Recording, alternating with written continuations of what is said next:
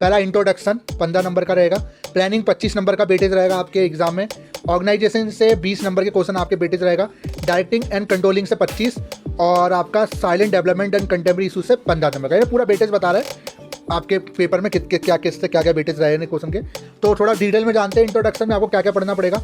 Meaning and importance of management, coordination, ये सारा रहेगा, ठीक है। यूनिट 2 में प्लानिंग के बारे में, यूनिट 3 में ऑर्गेनाइजेशन, चौथे में डायरेक्टिंग एंड कंट्रोलिंग, पाँचवें में silent development and contemporary issues and management.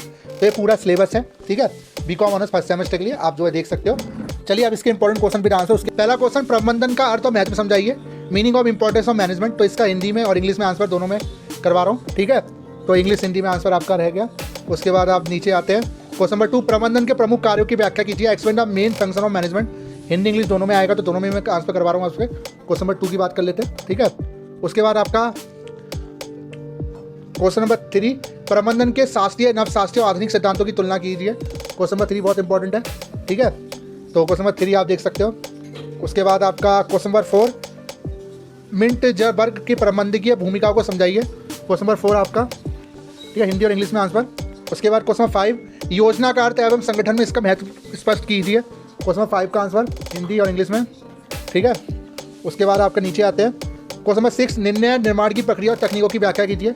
Question number 6 Hindi और इंग्लिश में आंसर आपका, ठीक है।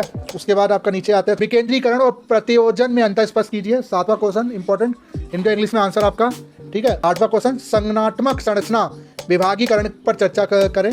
तो हिंदी और इंग्लिश में आंसर, ठीक है।